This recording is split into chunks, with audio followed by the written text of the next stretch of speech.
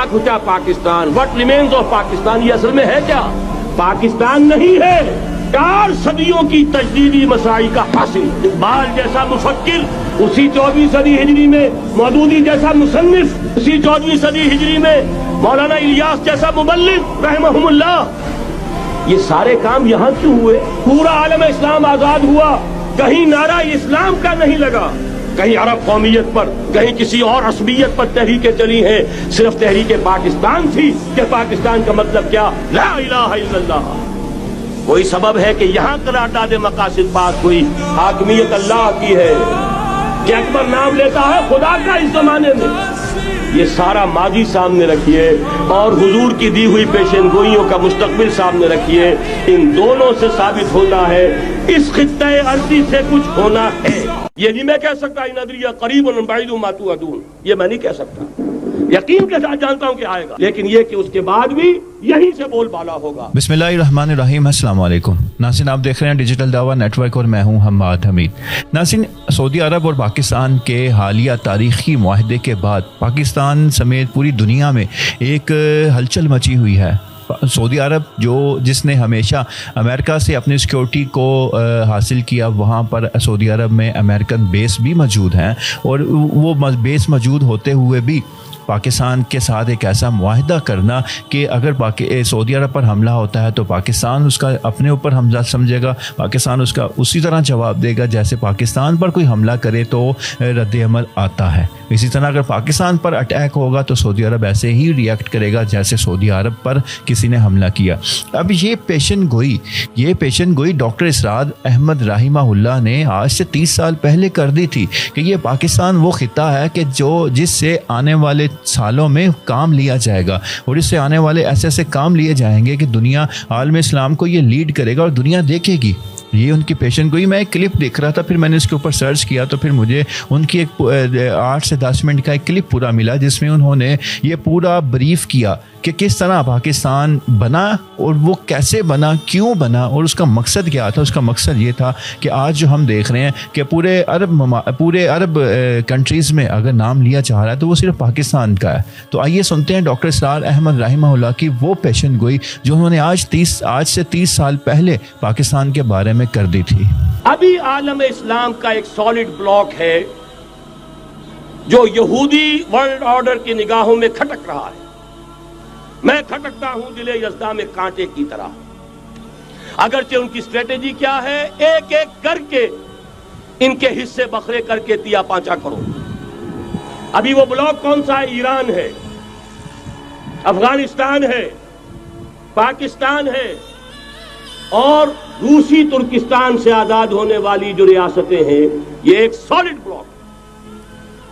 ये आजमी मुसलमान अरबी नहीं, अरबी गए, ये नोट कर लीजिए, इसलिए कि अरबों को अल्लाह ने फजीलत दी थी, मोहम्मद उनमें से थे सल्लल्लाहु अलैहि वसल्लम, ये रुतबा बुलंद मिला जिनको मिल गया।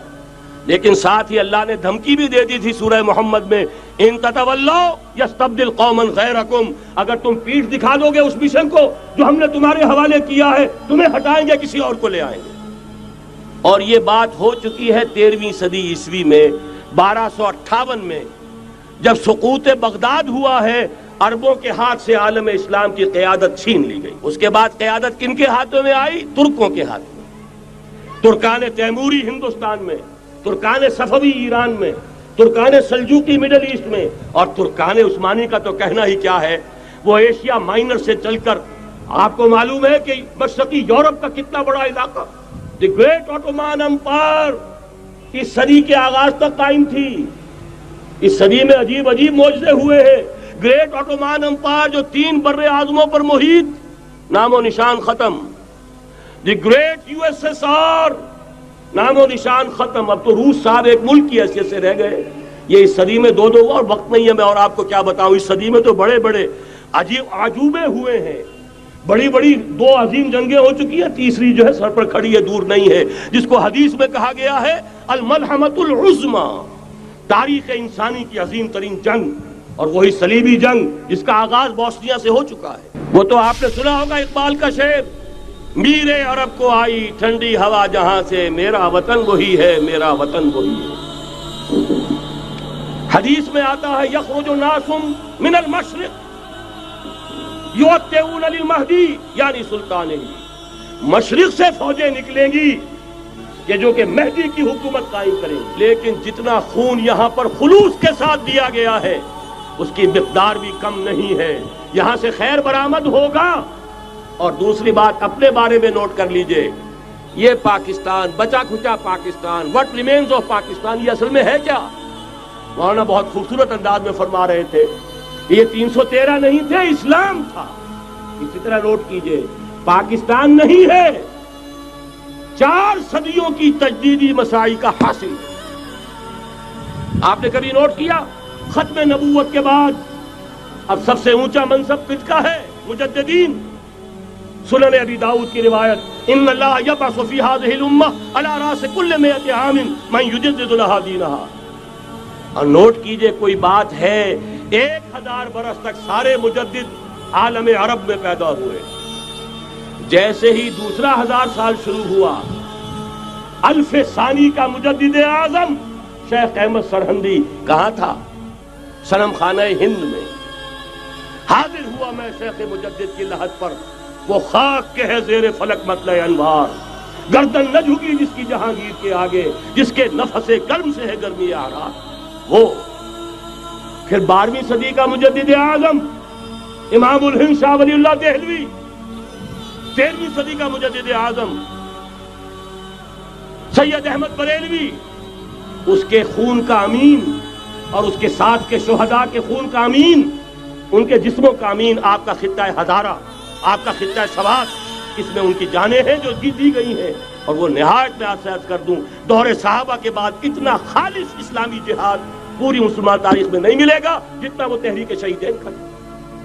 14ویں صدی ہجری میں شیخ الہند جیسا مجاہد اعظم کہ انگریز نے گرفتار کر کے قید بھی کیا ہے، تو کہاں ہندوستان میں نہیں، کہاں جزیرہ سائرس، کیا نام تھا؟ مالٹا، جزیرہ مالٹا بحر روم میں۔ اقبال کے نفس سے ہے لالے کی آگ تیز، ایسے غزل سرا کو چمن سے نکال دو۔ کہیں ہندوستان کی کسی جیل میں ہوا تو شاید اس کے نفس کی گرمی ہی سے کوئی حرارت پیدا ہو جائے۔